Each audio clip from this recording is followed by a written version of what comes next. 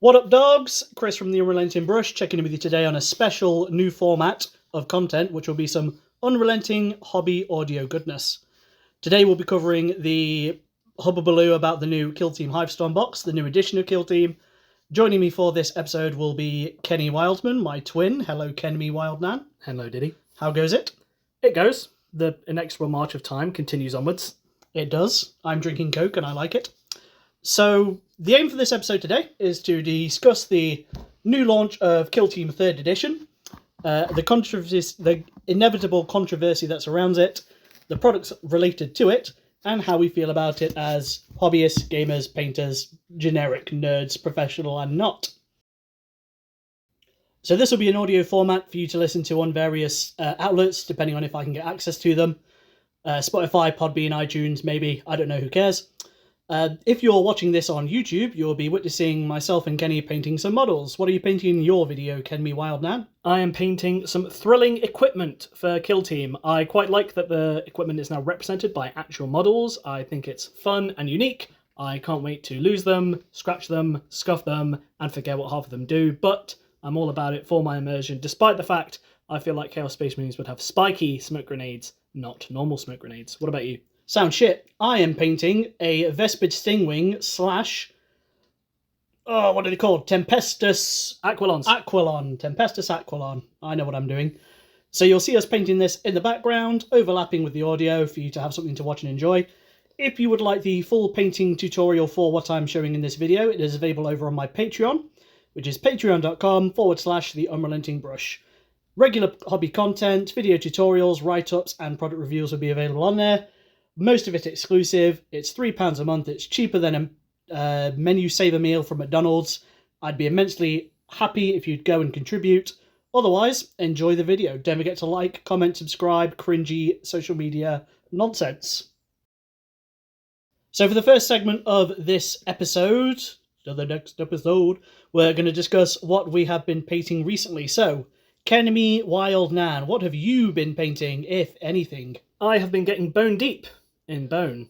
Ossiarch bone, to be specific. I have been adding to my Ossiarch Bone Reapers. I recently finished the Spearhead, which I absolutely love, despite the fact that it's cavalry, and I hate painting cavalry in all forms, undead or not.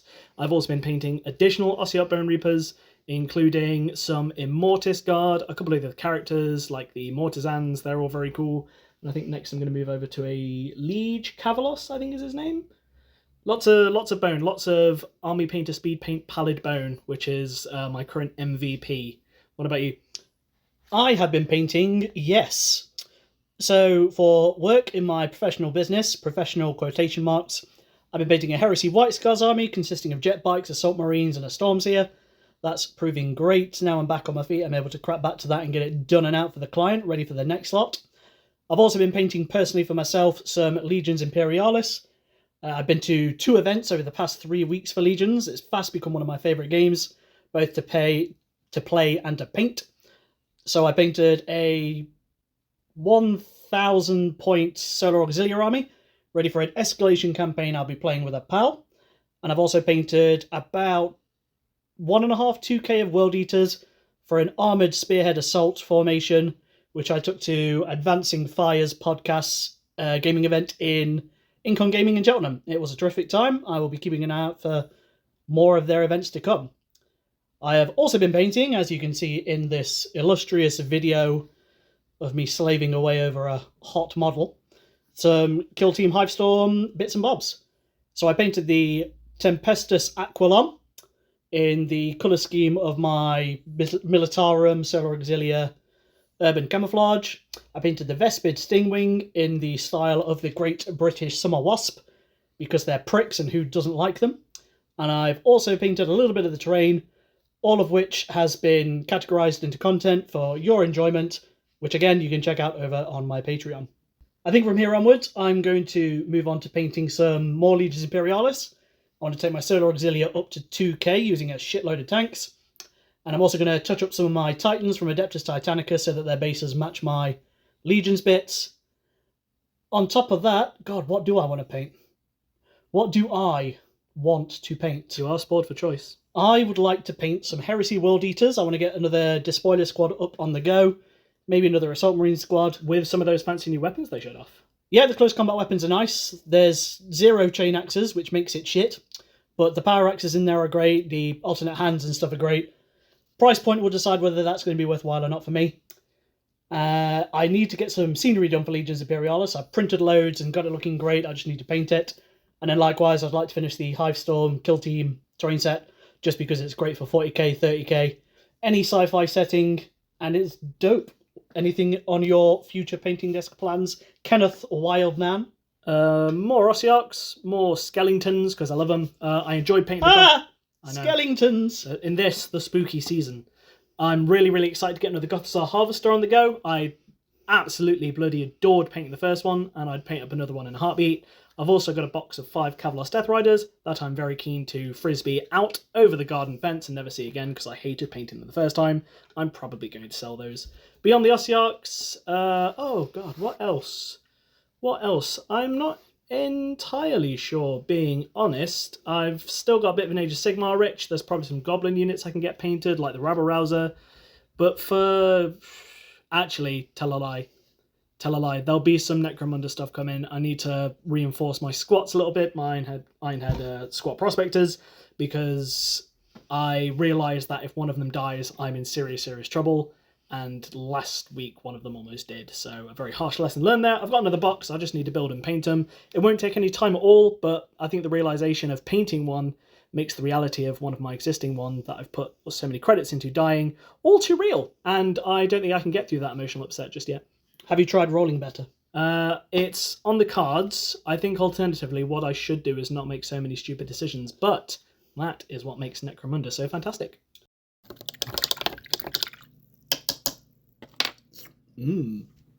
So the main bulk of our episode today will be covering the launch of Kill Team Hivestorm. This is a brand new, exciting, uber awesome box set from Games Workshop, covering the new edition of Kill Team with some great new scenery, a board, a book, some terrain, Loads of tokens. Tokens up the arse, some nice new plastic Vespids, and some Tempestus Aquilon. Jumpy Scion, boys and girls, and a Robert that follows them about. So we got sent this box by Games Workshop, very kindly of them. Thank you very, very much. It's our pleasure to do these reviews and these roundups and the content based around the products that are sent to us. We always try and be fair and impartial, both as gamers, painters, and in my case, professional hobbyists who do this for a living. So without further ado, let's talk about the box. Cool. I'm going to get us kicked off with this one. So the box is cool. And once again, Games Workshop did send us this box for preview purposes. Thank you very, very much. Not doubting the quality of the contents inside. However, I feel it would be remiss if I didn't mention we did have kind of an issue with the box. I wouldn't say kind of. Yes, no, indeed. The box itself was packaged in the shipping box upside down, which meant that all of the sprues had the weight of the books, the boards, the tokens, the terrain, all on top of them. Unfortunately, the sprues did suffer some damage. There were some snapped winged tips on the Vespids. I think the Aquilons escaped unscathed, but then quite a bit of the terrain was also scuffed. The little landmines in the equipment you get, some of those had the little catches snapped off. Some of the terrain was scratched and scuffed quite badly, which wasn't the great start to the experience. We accept that models can be fragile, and especially when they're so heavy and diverse as they are. But you know, if somebody in the warehouse is packing stuff upside down, I was pretty gutted by it. But anyone who pays full whack for this box, I imagine, would be pretty mortified. We did request an update on this, but unfortunately we didn't really get a response. But hopefully we were the lone issues. Yeah, it's not something I've experienced before. Obviously, transit, you do get some damage. It's the purpose of the warehouse guys to pack it also to a point where it reduces the risk of that, but you'll never nullify it 100%. This is probably one of the worst ones I've seen, to the point where there was damaged models, damaged scenery, and 2 great massive holes sticking out of the box. However, we make do with the best things we have, and it didn't stop us from making the content. It was just, as you know, customers who do buy products from Games Workshop and other gaming companies, we do like to make a point of saying if this was a purchased item, it would invoke quite a lot of upset from a paying customer. Games Workshop's customer service is normally stellar. We didn't hear back, maybe because this was a preview box, which again, I kind of get. But an acknowledgement of, cool, yeah, we understand, we'll keep an eye on this and feed it back to our warehouse guys. We didn't get anything, so only well, strive the fuck on. And, we're grateful. We're in a very privileged and lucky position.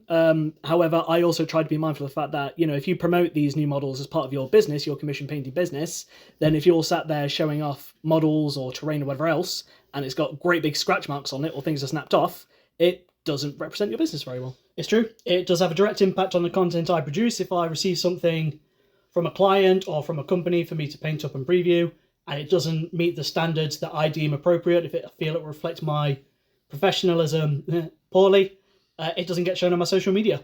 I post a lot on social media of the work I do. I don't show everything I paint, A, because there's a lot of it, and B, sometimes I get sent stuff built by clients or, again, sent from companies that maybe isn't the highest quality for me to work with, but I'm paid to do a job, so I do it. If it goes on social media, brilliant. I think we were just unlucky with this box, and again, it would have been nice for Games Workshop to acknowledge our issue and to say we'll look into it.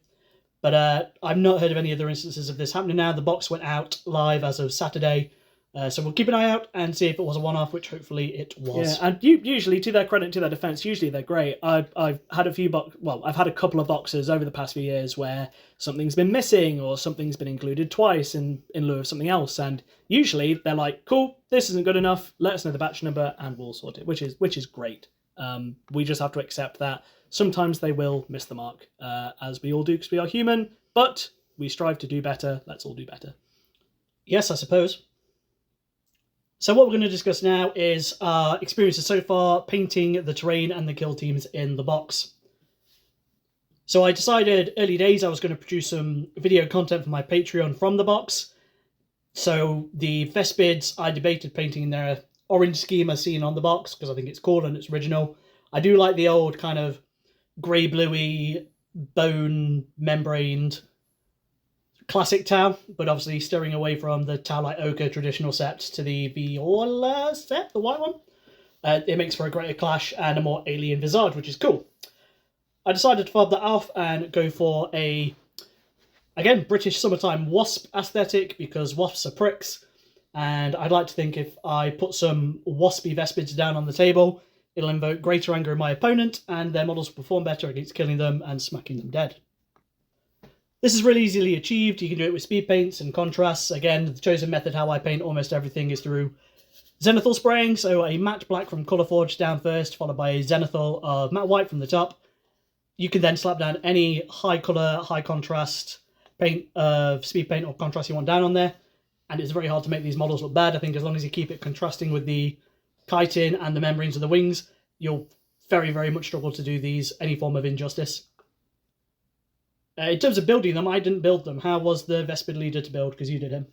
Slightly fiddly, but fine for the most part. I wanted to make sure that we did the leader models for each team because they're arguably some of the more visually interesting, drones and robots aside. Unfortunately, this particular Vespid was not one that suffered any particular damage. Same with the Aquilon. Again, they seem to survive unscathed, but yeah, the Vespid went together fine. It's the case where, because it's a very organic model with not a lot of straight edges, make sure you dry fit before you glue on. Otherwise, you are going to end up in a bit of a kerfuffle. This is a habit I've got into recently, both with small and large models. You will save yourself a lot of headaches if you measure twice and cut once. But yeah, went together fine. I think it suffers the rock tax, as unfortunately a lot of models do these days. I also found out, and I know this kind of goes against what we're going to be talking about later on when we're going into more of the rules, but I'm told that the Vespids have the fly keyword, or the fly rule, but the drones don't, for the Pathfinders. Yeah, the drones, I believe, are now markers, so they're just there to reflect a once per game ability that you then just take them off. Like tokens? Yeah, I think they're just tokens. I don't know, Tau players, call me a lying prick if I'm wrong. Every model in this box, looking at it, has a tactical rock. Only well, I suppose rocks are in. Oh wait, except the drone. The drone's got a tactical girder? The Tau drone? Yeah. Oh yeah, so he does. And the little walker drone for the Tempestus has a little mound of dirt for him to put his little robo foot on. Robert! Yeah, so painting up the Vespids is dead easy to do. As long as you pick your nice high contrast colour, you'll be fine. You can spend as much time fannying about with the neutron lasery gun they've got. There's a nice big chunky crystal at the front of it you can do to contrast the colour of the skin. Or the chitin, sorry. Overall, I give it a solid 5 buzzy buzzes out of 10.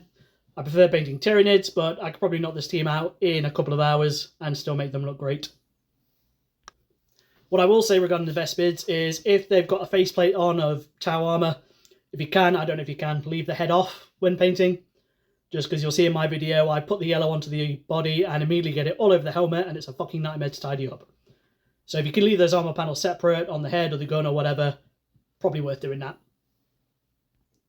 Just consulting the app, which is another thing we'll go into. Games Workshop released their Kill Team app very recently. I think it's got its benefits and some things it doesn't do, which is not meant to do, but that's fine. That's a whole different point. Just double checking the Vespid Stingwings, with all these freely available rules, their faction rule has fly, which is of course very important. And we've seen with the Hivestorm box, because of the Aquilons with their jump packs and all sort of stuff, flying and maneuverability and agility is all very crux in this box. So they have the fly faction rule, but there's nothing in the Pathfinders that I can see that says the drones have fly, which, yeah, don't know how I feel about that. Maybe we're wrong, let us know. Leave a comment, call us cunts, as long as it's constructive. On to painting next is the Tempestus Aquilons. These are interesting because I've painted a few Tempestus Scions in my time. I've done a couple of armies for clients, and I've done my own for my Gene Stealer cult. They're fine, they're enjoyable, there's a few nice different textures you can work with. I went about mine in a very quick, rapid way where I could zenithal them, a few speed paints, a few nice bits of armour, some metallics. It's very, very easy to make these guys look good quick. The only thing to be aware of for those is there is a tiny amount of trim, and again, I say this in the video of me painting them, it feels like there's less trim on these than there is in the Tempestus Signs of ages past. But maybe there isn't, I don't know, maybe I'm just thinking back of painting 20 of the bastards at once and frowning. But overall, really, really enjoyed painting those. I think if I had to pick one kill team from the box to paint over the other, it would be the Tempestus Aquilons. Do you think the Vespids are more accessible for people who aren't so confident and lean more on contrasts? 100%. You can get by with minimal highlights, if any. I don't think I highlighted any of the chitin on the one I did in my example. You can put the emphasis on the laser weaponries with a super bright contrast. They've got really nice prominent eyes. You could dot with a contrasting colour, do them really dark or really light. If you're an incompetent painter, give the Vespid Stingwings a try. I have a feeling we'll probably see those come as one of the minis of the month from Games Workshop in the next few months. Don't quote me on that. I am not always right, contrary to popular opinion. But yes, I would say if you're an incompetent painter, take the Vespid Stingwings for a go. It's very, very difficult to make them look bad.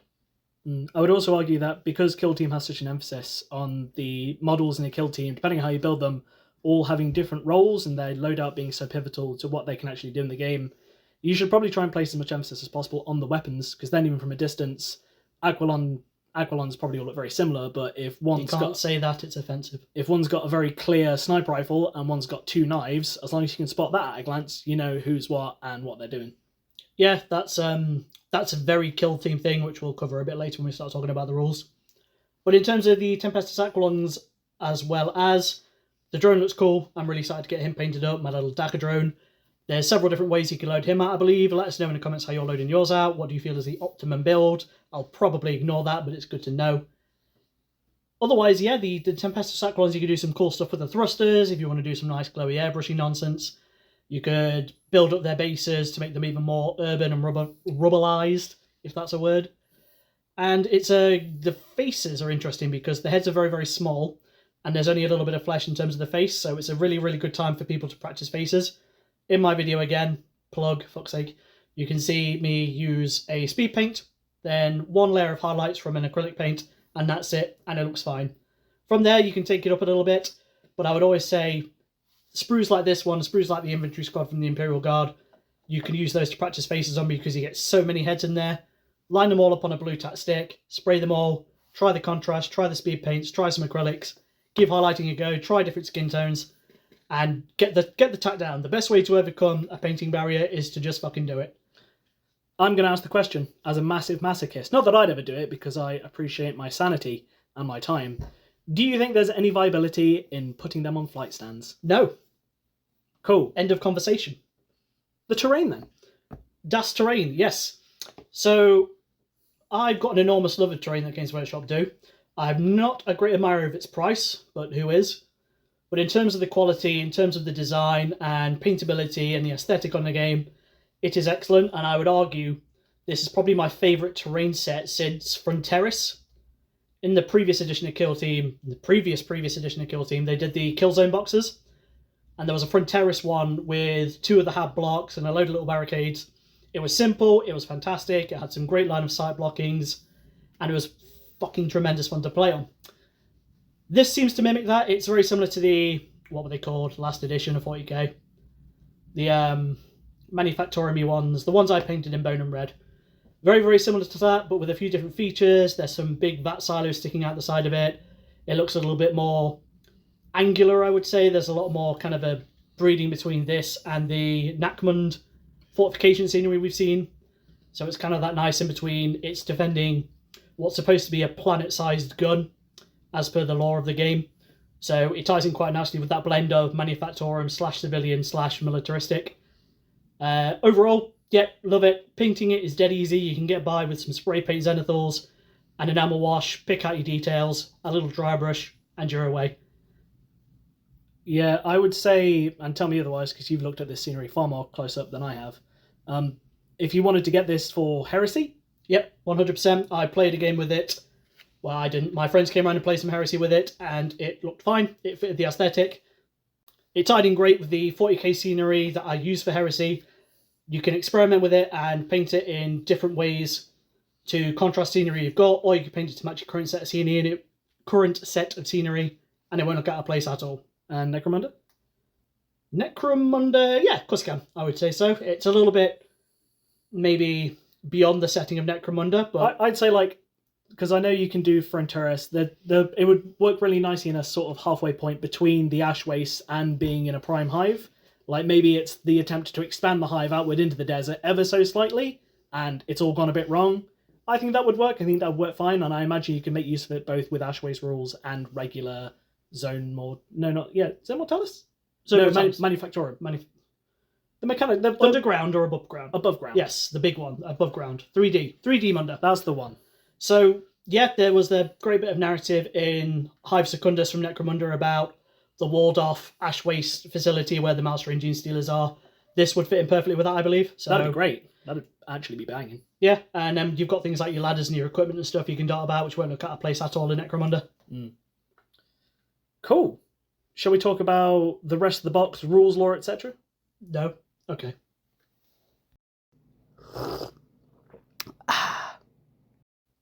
Cool. So in this segment, we're going to go over more of the high stall box, but less of the physical, tangible bits, and more of the lore, the rules, our thoughts, feelings. Everyone loves talking about thoughts and feelings, especially you.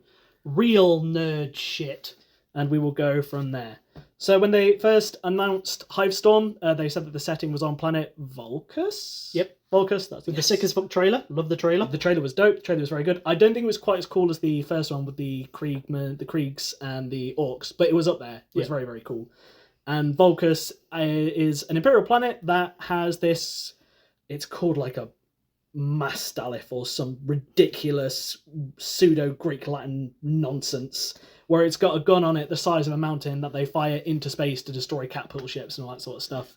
And the... Caterpillar ships. Caterpillar ships. Before they turn into chrysalis and, turn into giant space butterflies. You're not going to take this fucking seriously. Fuck off. I take very little into life seriously. But yes, the Massif Ballistus. I thought it was Mastiff. That's really good, wasn't it? Big gun. Yeah, the Massif Ballistus, which is... It's almost two on the nose. And again, this fires into space. I believe that's Latin for big fuck off gun. I would agree, it's the BFG, but on a planet scale. And they fire this into space to destroy enemy capital ships and fleets before they even have a chance to get close to the planet. I think you can fire when they're in the system or something. It's just... Does it fire projectile rounds or laser-based rounds? I believe projectile rounds. It's stupid. It's stupid in the way that I adore this setting for, because it's just... There is no feasible, realistic way that this could ever happen despite your wildest imagination, and that's exactly what I'm here for. And so, the lore aside, the sort of objective of this box was that the two kill teams would land on the planet in a sort of spec ops mission to try and seize control of the gun so that they could then use it for their own means and needs, which is cool. Again, kill team's got this massive emphasis of taking away from the grand scale epic battles spanning the continent-sized battlefields, and it's more about a squad of 10 guys on a suicide mission with 10 guys also on a suicide mission trying to stop them. And it's just very, very cool. Further to this, today, at the time of recording, which makes me sound awfully professional, Games Workshop released it's sort of like a special mission, a narrative mission, that takes place in Volcus whilst the gun is firing, which is absolutely diabolically sick. I'm going to read a little lore excerpt here, because this is exactly where I like to house myself and where I belong. So it goes as such. Volcus, capital hive city, hive Basilicus, is dominated by the massive ballistus. It's so stupid. Known also as the Great Gun. Or Just call it the Great Fucking Gun. the Colossus Ordnance rises from the city's heart, a mechanical behemoth from humanity's distant past. Whenever it is fired, the fumes and recoil release lay waste to those areas beneath its atmosphere-scraping barrels. Which is, again, I don't think there's a single word in there that I don't like, except Great Gun, because it's just a little bit on the nose. But this special mission breaks out in 4 turning points, which the standard game of Kill Team has played, and each turning point has a special rule. The first one is the hymnals of firing. As it gets ready to shoot, all of the Kill Team operatives on both sides effectively have increased movement, and they get increased distance requirements of support rules, because they're all trying to get into cover and they're trying to shout orders and get everything done before the gun fires. Shit it. Turn 2, the calm before, no additional rules. It's that sort of clench your cheeks and see what happens moment. And then turning point 3 is devastating report, in which case, if you are on the board in a position where you are exposed to the battlefield edge from which the gun is firing from, you are likely going to take damage. It's D3 plus 1 damage on each operative that doesn't have intervening heavy terrain within its control range between it and the massive ballistic kill zone edge. You roll separately for each. This weapon sounds incredibly impractical for anybody who lives near it or works near it. Do they not consider the well-being of their citizens? As someone who lives right by an airport, I think I choose the airport. And then turning point 4 is Aftershock, which is subtract 2 inches from the movement of all operatives, and if they perform a dash, roll a d6. On a 1, they can only move 1 inch. And that's the final turning action for the battle point. And that paints such a wonderful picture where you've got everyone knows the gun is about to fire, get ready. Turning point 2 is, do I risk it and pop some shots at the opposing operatives? Turning point 3 is, oh Christ, oh God, what's happening? And turning point 4 is, my legs hurt, why can't I walk right? What's the mission objective? The mission objective is you score VP. If friendly operatives control any transmitting objective markers, you score a VP. And there is 1 objective marker the active operative controls is transmitting to the start of the next turn. So it looks like it uses the transmission rules from the new rulebook, where there are 3 objective markers on the board, and you need to control those for victory points. My guess is that depending on where those are laid out, you could be exposed to the gun firing. So do you scarper off and potentially cede that to your opponent, or do you hunker down and try and score some victory points at the risk of losing your operatives due to the massive ballistus?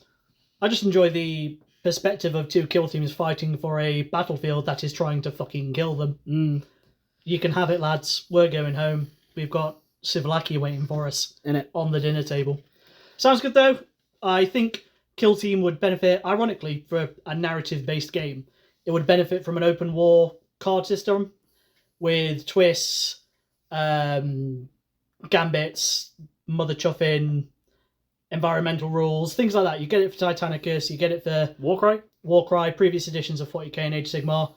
It's funny we don't have that for Kill Team yet. I get it, they would probably be based on the kill zone you're fighting in, which depends on the release. Are they still doing the seasonal thing? Is this a season? I think so. They've said that the Kill Team is now very clearly divided into sort of 6 components. Let me just try and find it in this book here. Yeah, so you've got the core book, the kill teams, and the kill zones. Those are the essentials. But you can enhance your experience via the approved ops card pack, kill team card packs, and upgrade packs. That sounds like 3 products that they need to sell. Indeed. Oh well, such is business. But yeah, there's nothing stopping you from borrowing a twist card from the open war deck from 40k 8th edition and doing that way. That's probably one of my favourite ways to play. But I get it. I like it. I like the idea they've come out with this mission. It's kind of like the 40k and Age of Sigmar narrative battles they want people to do on launch to see which faction gets their reveals first. Yeah, I can get behind it. We'll certainly give that mission a go. Yeah. I've not decided what kill team yet, but we'll see. It's called The Great Gun Fires and is available to download for free from the Warhammer community website. And if you play it and record your results between the 12th and 14th of October, don't know when that's going to be when this comes out, you have a chance to win lots of kill team stuff. So play games, win free stuff. Everybody wins. Unless you lose. Next point I'm going to go over is, before we get into the rules, hold your horses, is the Kill Team app. It's fine. Yeah, it's like all official Games Workshop Warhammer apps. It'll do. It's fit for purpose. About. It's not similar to, the point is to not get it confused with the Age of Sigmar app or the Warhammer 40k app, where they have Stormforge and the other thing, the 40k equivalent, the list builder. I can't remember what it's called. There's no list building in this app. All it is really is a rules reference for both the core rules. The light rules are available to download for free from the app, and then you can download all the rules for each available kill team from the app as well, all free of charge, which is great. So as a rules reference piece of equipment, it's good. If I'm chilling downstairs while my partner's watching trashy TV, or if I'm laying in bed, I'll just load up the app and just have a think about what equipment would work for the Nemesis Claw, or if I wanted mandrakes, what sort of composition would I do. It's fine. It's good for that. Yeah, easy access, easy references. I've started to find that it's quicker for me to search for rules and datasheets in the app than for me to go through a book, which is the purpose of it, I suppose. Is this part of a My Warhammer subscription? I believe you need a My Warhammer account to access it, yes. But there's no paywall for it yet. No. Like what they do with the Age of Sigmar and 40k, where it's free for a bit with all the rules, and then as books come out, it starts to... As I understand, yes. Well, we'll see how long that lasts. Indeed. But again, if I'm sat on a train and I just think, oh, did I get that rules wrong for my Chaos Court because I like playing the really complicated factions, I can look that up, feel like an idiot, and apologise to my mate via text. Cheating bastard. I'm the worst. Moving into the rules. You have not strong feelings, but clear feelings about this edition. It's a 2.5 and not a 3. I struggled with the last edition of Kill Team right up until the last 12 months of its existence. I played a few games, I enjoyed it. The things I didn't enjoy were the shapes instead of inches. Easily bypassed, but it just seemed fucking dumb. It was quite superfluous. I couldn't understand the reason. They say it's to make it more accessible, but to people who can read shapes and not numbers. Well, indeed. I always thought it was kind of like a plug between Marvel Crisis Protocol and maybe Star Wars Legion, where they do their own measurement system, which again is fucking stupid. Everybody knows what a number is. Otherwise, yeah, the last edition of Kill Team, I enjoyed the last year I played it. I got a few Kill Teams built up and painted. What I did play, I enjoyed. I liked how different all the kill zones were and how they affected the games you played. Going through this edition, going from what I've seen and the battle reports I've watched and the books I've gone over, it is very much a 2.5 instead of a 3. That's been marketed as a Hail Mary. So we've lost the shapes and got numbers. Cool, awesome, fantastic, solid start. Equipment is now generic across all kill teams. I dare say new kill teams will come out. Maybe they'll get their own specialist equipment, monetize it to the best of your abilities. It's a business, I get it. Could be dependent on kill zone. Yeah, it could be unique kill zones. I do like the idea of Tyranids throwing smoke grenades. If I could fucking play Tyranids in Kill Team, but we'll talk about that another time. As far as rule changes go, they are quite minor. There's things like move is now called reposition. Yeah, again, it's an eternal compromise that Games Workshop rules writers have at the minute between balance and accessibility. I dare say the quiet majority are the casual narrative players who chuck dice with their mates every weekend, go to the clubs in the weekday nights, have a good time, don't really care too much about the results, the fine mechanics and the fine skills of the game, whatever. But the vocal minority, in the form of the competitive gamers and the tournament scene and the golden ticket events, I feel like it's, again, another system from Games Workshop that caters to them for the purposes of reducing the amount of balance shift, reducing any confusion, making things incredibly wordy just to try and get it as explained so it can't be fucked with.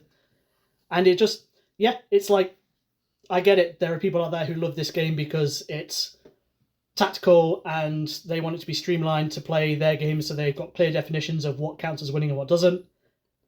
But that could have easily been a 2.5 update. It could have been a lengthy errata. It didn't need a big relaunch with a new edition with a new box. Yeah, I've said this before, where the Warcry edition upgrade, the update to the Warcry edition that came a while ago, they marketed that very much as a slight tweak rather than a full rehaul of the rules. And I was massively on board with that. Warcry is terrific. I love Warcry. I don't want to see it change massively because I love its current rendition. And when they said they're tweaking the rules a little bit, I was like, cool, down for that. Totally fine. They announced the same thing for Kill Team, and I was like, okay, I'll dive back in. Similar boat. I enjoyed Kill Team. I probably, I would dare say I enjoyed it a bit more than you, was keen to play a little bit more than yourself. But the issue I had was trying to rope other people in to play it. It felt like it was a job trying to convince people to play Kill Team that historically, if you said to anyone who has a 40k army, hey, do you want to play a series of quick games with fewer models that you can paint faster, people would jump at the chance, but they took one look at the rules and the shapes and obscuring and heavy, and most people just sort of said, oh no, I'd rather play 40k, it's simpler. It's simpler. Which is interesting because I've got a group of guys who play Kill Team, and they play it because they're busy, they've got commitments, family lives, all that good stuff. They'd rather play a Kill Team game a month because that's more achievable for them. But it's not 40k, and I think you and I spent so long saying Kill Team needs to be its own thing. It relies too much on 40k, it's too similar, it needs to be brave and do that. And then they did it, and we were upset about it. Yeah, it's make Kill Team different. No, not like that. So it then comes down to managing expectations, but also making it so it's a tangible game that people can play with minimal issues. There will always be issues, people always complain, whether it's worthwhile or not. But do I think this game needed a relaunch? No.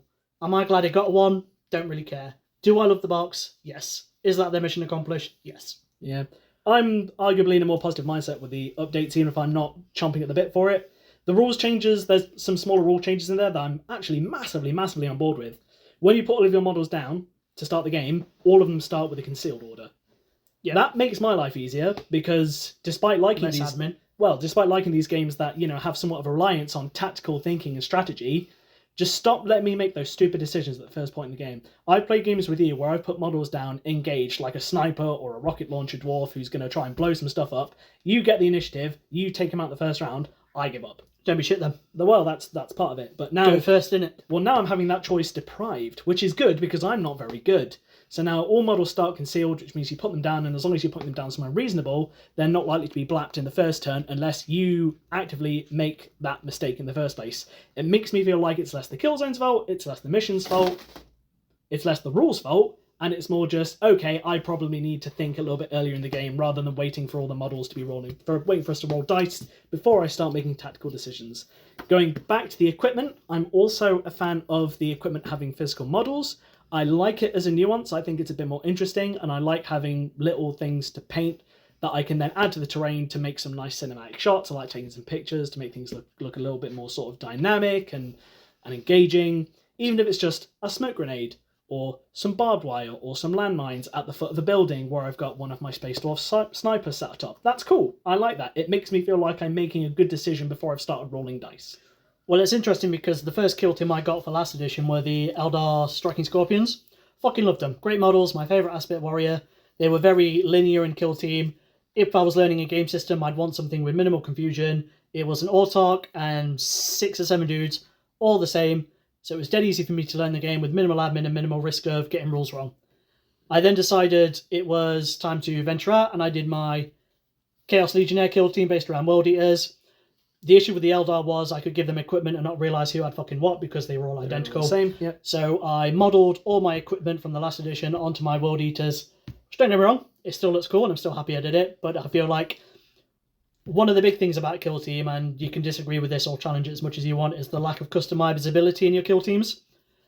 Which is interesting because it's basically you get your fighters run down into 6 or 7 profiles and you pick the profiles you want in your Kill Team. So there's still customizability there. It's just quite linear. It's an apple tree in an orchard kind of thing. So, which is fine. I got around that, and again, I've got a really nice customized Kill Team that plays how I want it to play. It's really nice and aggressive. As far as I'm concerned, that's a success. If it does what I want it to do and plays how it plays in my head, 10 out of 10. Generic equipment, again, it's nice for a balancing mechanic because it stops things being overpowered that are unique to certain Kill Teams. You then see the meta shift to include those guys automatically at several events. Generic equipment, I feel, is going to nullify that. And again, having physical models is cool. It's another thing for us all to paint or not in many people's instances. And it's also worth pointing out that factions do still get their own equipment, but obviously that's not physically represented unless you want to make something. So there is an element of customizability there. So for the Chaos Court, for instance... Customizability. You said customizability first. Customizability. It's customization, fam. So the Chaos Court gets access to 2 faction equipments. They get the Baleful Script, and I can picture that. In fact, there's one of the Kyrak Acolytes from Age of Sigmar. It's got a book. One of them's got a big scroll. Got a copy of FHM from 1994 with Kelly Brook on the cover. That's the one. You could easily chop that off with a hand, slap it on a Chaos Cult member. That would look cool. The other equipment is Covert Geysers. So if you just wanted to get a couple of Cadia models, slap some hoods on them, make them look a little bit spooky, then again, I think there is... Hive Scum, they'd be good for that. There you go. I think without turning against the crowd too much, I think the option for customization is there. I think now you just need to work a little bit more for it. The issue is, and last Kill Team suffered this, Kill Team before that suffered this, but not to the extent, is it's not Shadow War Armageddon. Yes. It is not Necromunda with 40k models, ticking every single box you could ever want, customization, skill trees, Space War Scouts trying to jump elite, failing, falling down and breaking their neck and losing toughness. Rest in peace, Necklace John. But if we want to play that, we'll play Necromunda or we'll play Shadow War Armageddon. Indeed. There's a lot about new Kill Team I enjoy. Cinematic experiences condensed into a small 40-minute game. It does that with cheese. And I love that. I love the elements of that. If I want to play something with a little bit more oomph, something with a little bit more progression and diversity and kind of... Distinction? Distinction and nonsense, I'll play Necromunda. Back to Kill Team rules. So another change is that previously you had Overwatch, which was a nice way of That balancing. saved my ass a few times because Yep. I've only got 6 guys on my kill team. Because if you've got 6 World Eaters and I've got 9 or 10 Dwarfs or whatever it is, if I've still got 3 or 4 fighters to go, you can still activate fighters as long as they had an engage token. Yep. But they were shooting and hitting, I think, at -1, Yep. shooting at -1. Now, Overwatch is gone, Counteract is in instead, and it's more or less the same, except it's no longer -1 to hit. So people are saying that the elite teams have got a big buff, because not only do you have fewer models, which means that you have Overwatch, which means you have Counteract, so you can perform a shoot action again, but you're also doing it at your full, it's not ballistic skill now, I think it's just called hit value or something. Yeah, whatever. Which, and I've seen quite a lot of heat about how the squishier kill teams, the bigger, larger model count but squishier kill teams are going to suffer against the elite kill teams. I trust, the internet's a powerful thing. People have played this game a lot more than I have and probably know a lot more, I would wager. But I still think we're early on in that we need to see how various things come into play. The kill zones, the equipment, the new abilities, the new cards, the new rules. I'm not too keen to jump in and say that the Brood Coven is going to lose every game that it plays against the Angels of Death. I can see the working out though. I can see the maths. And then as far as other rules go, there was something else I was really, really keen to touch on, but I wasn't entirely sure. Despite the fact that they've tried to make it more accessible and easier for people to jump into, be they existing hobbyists or not, there's still a lot of wordiness obscured. I think it's still going to be a point of contention for people. Not as bad as it was in the previous edition, but I think people are still going to be sitting there saying, oh, can I see him? Can I shoot him? I don't know. But the changes they have made are very positive. Now that if a model is behind heavy, a piece of cover with the heavy rule, if you can see them, you can still shoot them, but you're a lot less likely to do damage because your crits automatically turn into regular successes, and one success is fobbed off because they're hiding behind a massive mortar wall or something. And I think updating the control range, so everything has a 1-inch control range, and that's pretty much the gauge for everything, makes life a lot easier, because I heard towards the end of the last edition that people were referencing the magic rule of 1. If something was in 1 inch, it was relevant. If it wasn't, it probably wasn't. And that was a good summation of it, and I think leaning into that makes sense, because Games Workshop are also kind of having the community write the rules and balance them for them. Yeah, the more we talk about who playtest these games and the guys they get in to try it, the more upset we'll cause, so we won't talk about that. Yeah, 1-inch control ranges is fine. It's worked in Lord of the Rings for 25-ish years. Still one of the best systems they've ever done.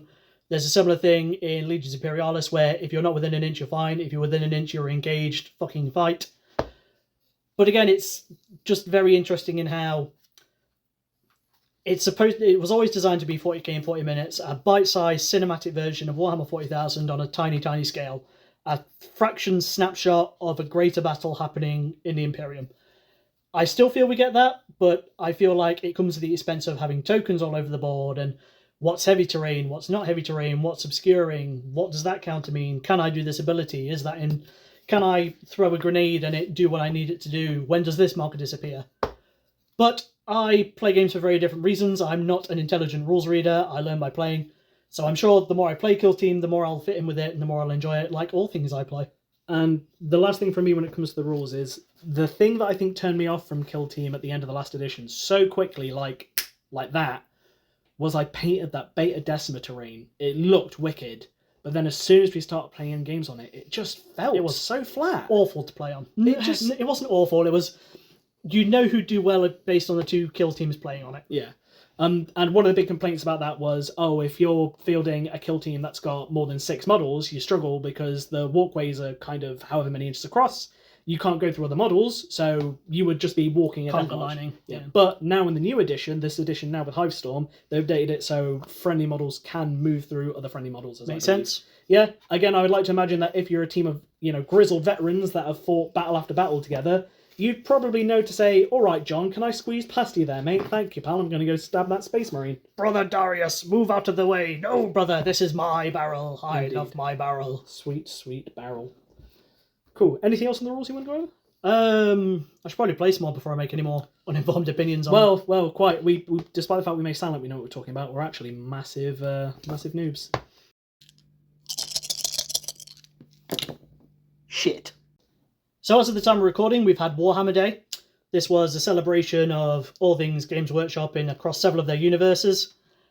It was fine. There were some great reveals. I really, really enjoyed almost everything that was shown. We got to see the Christmas boxes, which, provided their price right, are going to be fucking wicked. We saw some new bits for Underworlds. That's going through a whole heap of controversy. We'll talk about another time, perhaps. In terms of Kill Team, we got 2 new Kill Teams shown off to us. We got the Tank Busters for Orcs and the Astra Militarum Ratlings. Now, what fucking sense does it make that you have Tank Busters, a unit designed to go on the hunt for vehicles, mechanized infantry patrols, big massive armoured columns going through the battlefield, and now they're fighting Ratling Snipers, who, don't get me wrong, they're a lot more appropriate in Kill Team than Tank Busters.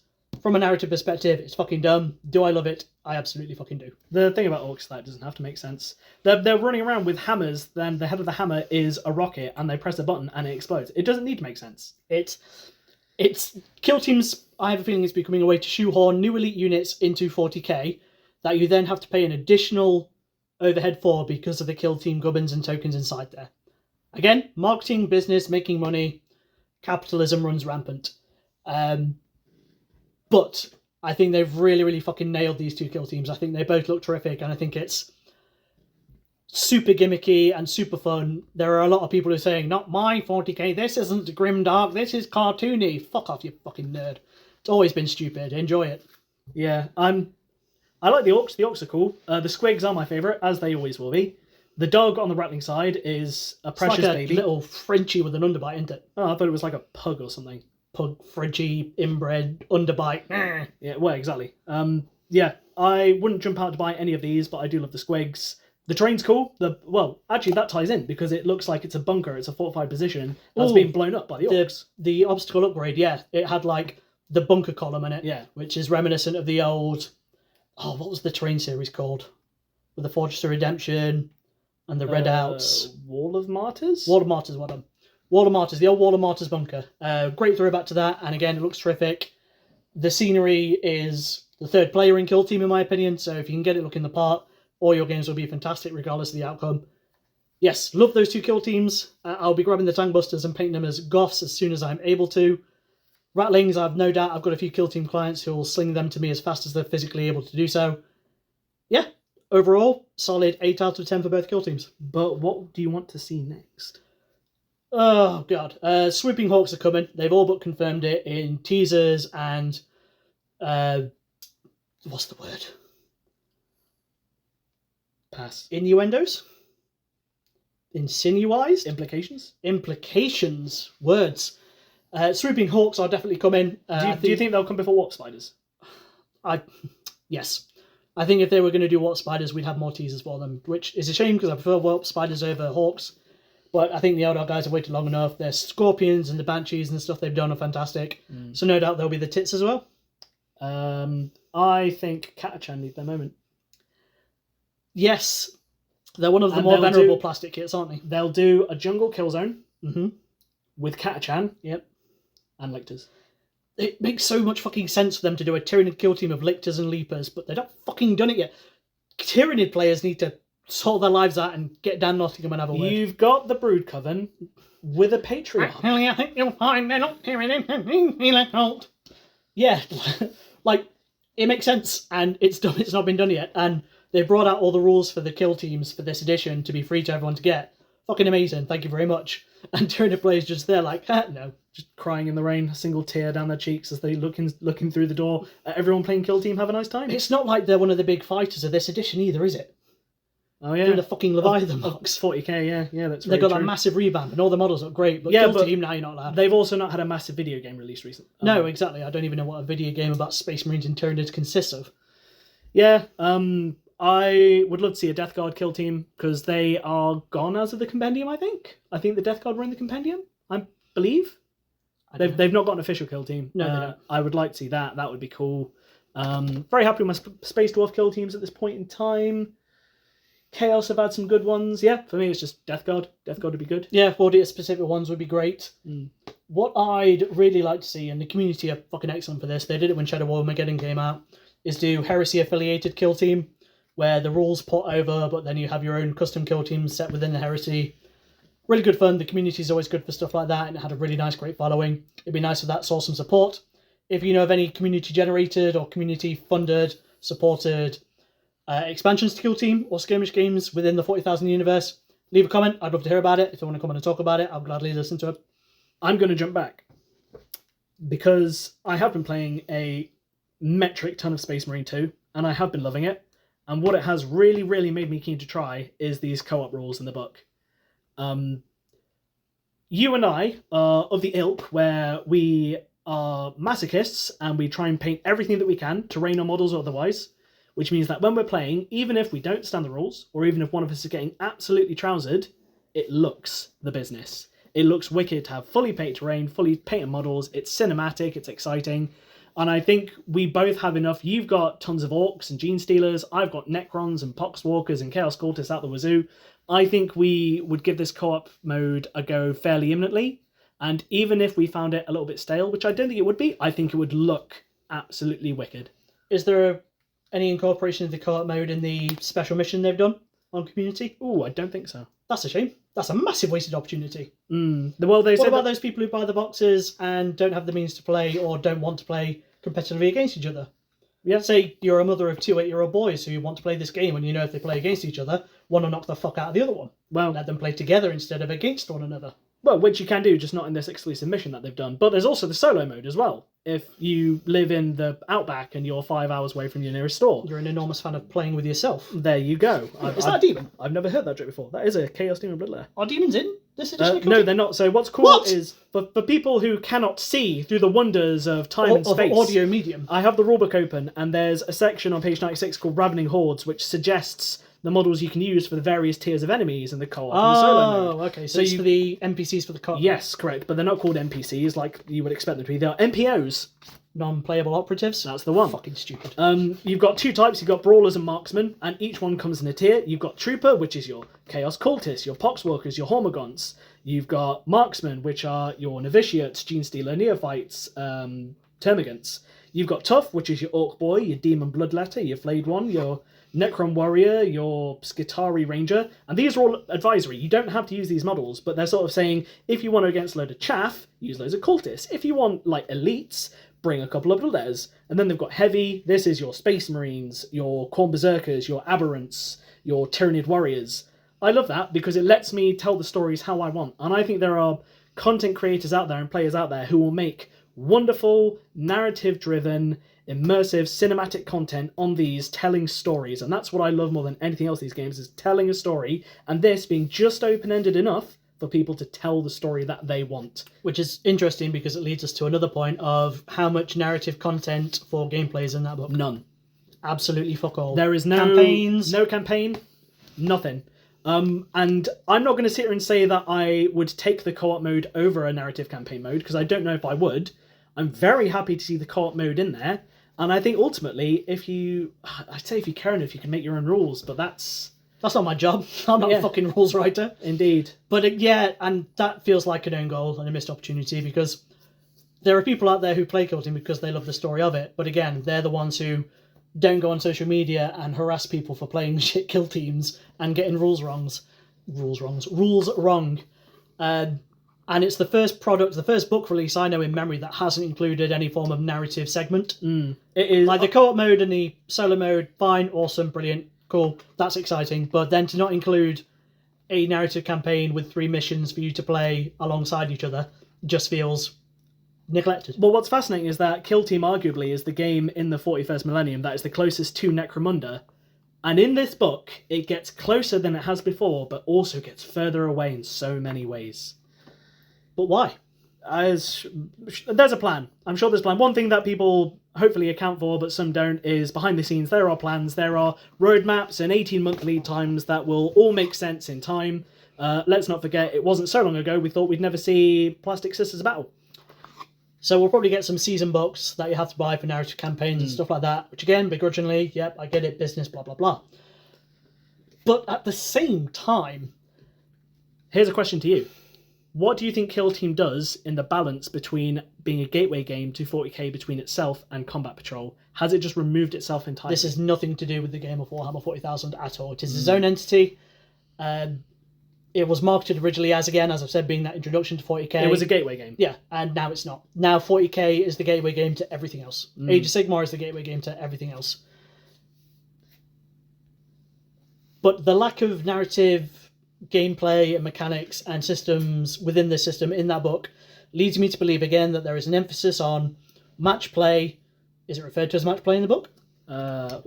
Good question. Because we've had the 3 ways to play for 5-6 years now. Yeah, it has been. I'm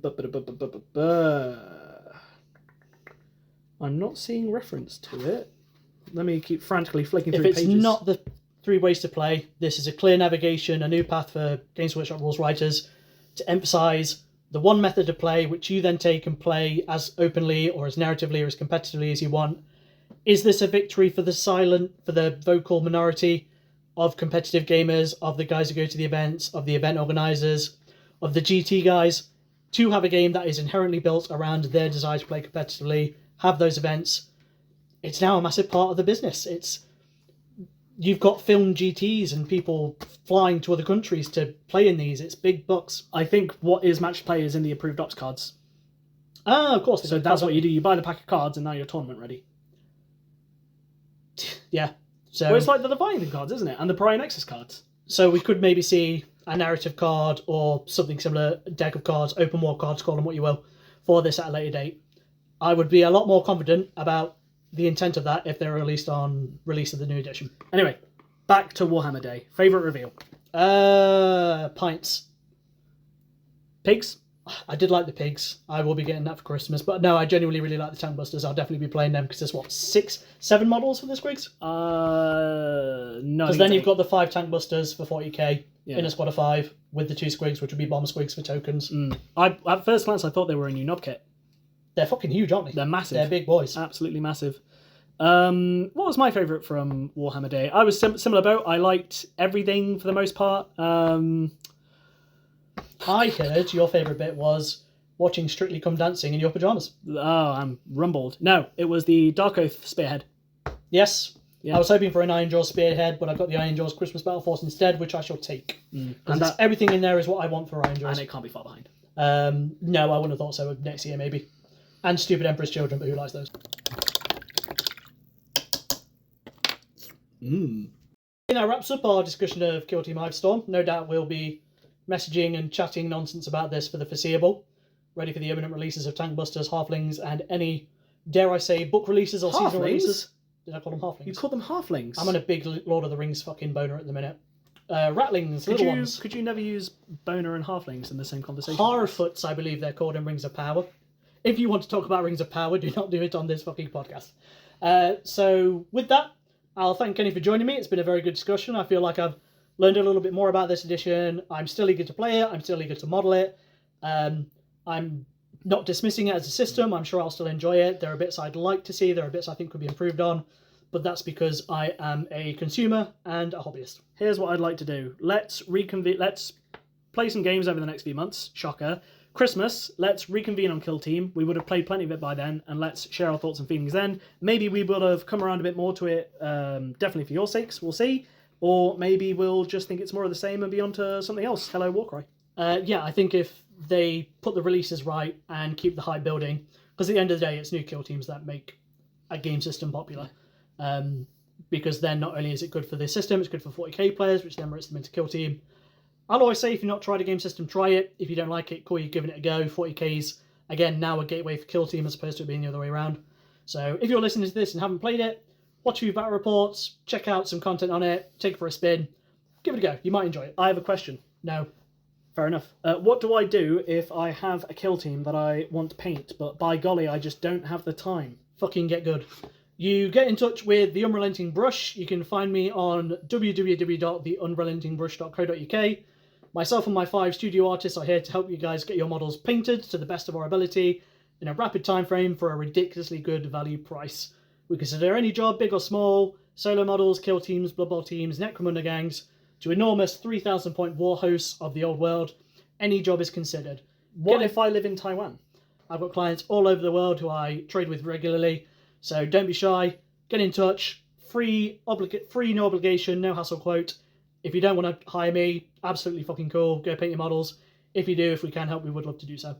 Likewise, I'm hosting a painting workshop focused around painting Space Marines at tabletop events in Belper, Derbyshire on the 7th of December, which is a Saturday. Tickets are £30. You'll be shown how to paint Space Marines to the best of my ability, thus professionally, wink, wink, nudge, nudge. It's not specific to the Horus Heresy, it's 40k, it's Chaos Space Marines.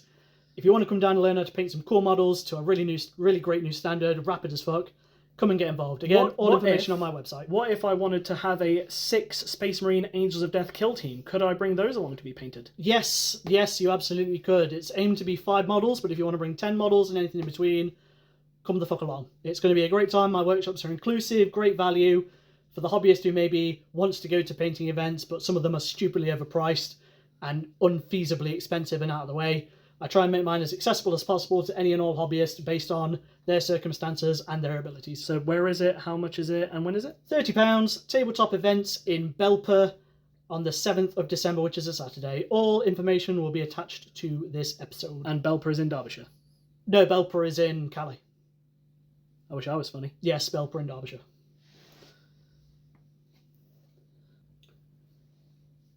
So, with that, we're going to say goodnight. Thank you for checking this episode out. If you enjoyed it, let us know. If you'd like to see more, let us know. If you'd like to see us cover a specific topic, leave a comment. Any likes and follows on social medias and YouTube is enormously appreciated. The best way you can support me and what I aim to do is to go to my Patreon, pay the £3 a month, access a swathe of tutorials covering things like how to paint faces to painting entire Imperial Knights, all for £3 a month. It's cheaper than a pint down the pub, and it helps me out massively to do what I need to do to create content and hopefully inspire you guys to greater elements of hobby. And feeds you dogs. Fucking dogs. Stupid ass dogs. Toddler modders, both of them. Kenny Wildman, thank you for your time. I appreciate you coming on and talking Kill Team with me. It's alright. Right guys, that'll do. Have a good night. Keep kicking ass. Peace!